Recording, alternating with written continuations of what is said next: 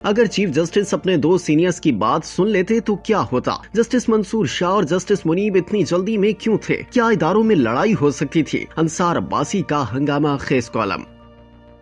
Senior सहाफी और column निगार अंसार अब्बासी अपने column में मौजूदा अदलिया से मुतालिक अपना तजिया पेश करते हुए लिखते हैं कि जिस समझ बूझ और बालिग नजरी की चीफ जस्टिस याहिया अफरीदी से तवक्को थी, उसका उन्होंने मुजाहिरा किया है। सुप्रीम कोर्ट के दो सीनियर तरीन जज हजरात जस्टिस मंसूर अली शाह और जस्टिस मुनीब अख्तर की तरफ से आईनी बेंचों के बनने से कबल और जुडिशल कमीशन की मीटिंग से पहले ही फौरी तौर पर फुल कोर्ट का बेंच बनाकर उसके सामने 26वीं आईनी तरमीम के खिलाफ दरखास्तों को सुनने के फैसले से इत्तफाक नहीं किया। अंसार अब्बासी ने यह सवाल उठाया कि न जाने जस्टिस मंसूर अली शाह और जस्टिस मुनीब अख्तर इतनी जल्दी में क्यों थे, लेकिन उनकी राय में फुल कोर्ट के सामने 26वीं आईनी तरमीम को रखे जाने का फैसला कानून के मुताबिक उन दोनों ने जजेस कमेटी के मेंबरान की हैसियत से किया। 31 अक्टूबर को दोनों जज हजरात ने जजेस कमेटी का फौरी इजलास मुनक्किद करने के लिए चीफ जस्टिस से दरखास्त की, लेकिन जब चीफ जस्टिस ने उनकी दरखास्त के मुताबिक अमल नहीं किया तो दोनों जज हजरात ने आपस में ही बैठकर जजेस कमेटी की हैसियत से 26वीं आईनी तरमीम को फुल कोर्ट के सामने रखने का फैसला जारी कर दिया।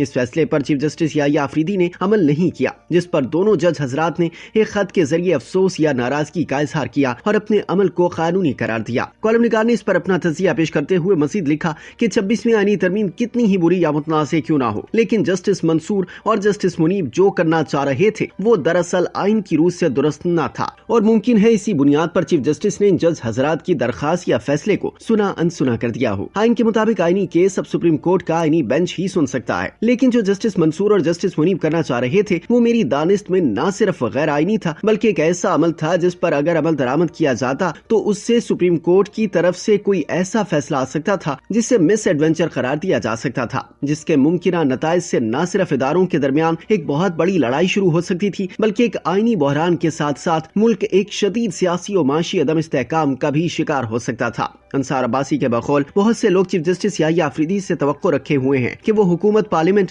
और एस्टेब्लिशमेंट से फौरी टकरा जाए और इस तरह उनका नाम तारीख में सुनहरी हुरूफ से लिखा जाएगा। ताहम जो चीफ जस्टिस का ट्रैक रिकॉर्ड है उसे देखा जाए तो वो कानून और आइन के मुताबिक फैसला करते हैं। न उन्हें ठिकर चलवाने का शौक होता है, न दूसरों को खुश करने के लिए कुछ ऐसा करने का कि वाह वाह हो जाए। कॉलम निगार के मुताबिक ये कहा जाता है कि 26वीं आईनी तरमीम ने अदलिया को कमजोर किया। अगर सच बात की जाए तो जजों की सियासत और अदालती निजाम की इंसाफ की फराहमी की नाकामी ने अदलिया को कमजोर किया। मेरी राय में, जिसका इजहार मैं बारहा कर चुका हूँ, कि अगर पाकिस्तान की अदलिया बशमूल सुप्रीम कोर्ट ने अपने आप को मजबूत करना है और अवाम की नजरों में एहतराम और बेहतर मकाम हासिल करना है तो फिर सियासी फैसलों और सियासत की बजाय अवाम को जल्द और सस्ते इंसाफ की फराहमी को यकीनी बनाना होगा। अगर हमारी अदलिया और हमारे जजों को तारीख में नाम लिखवाना है तो फिर अवाम को इंसाफ फराहम करके दुनिया के ममालिक में पाकिस्तान की अदलिया को आखिरी नंबरों से उठाकर पहले नंबरों पर लेकर आए। अंसार अब्बासी मजीद लिखते हैं कि आला अदलिया के जज हजरात की अपने बारे में क्या राय है इसकी कोई हैसियत नहीं। हकीकत यह है कि पाकिस्तान के अदालती निजाम पर किसी को एतमाद नहीं, और मैं जब किसी को कहता हूं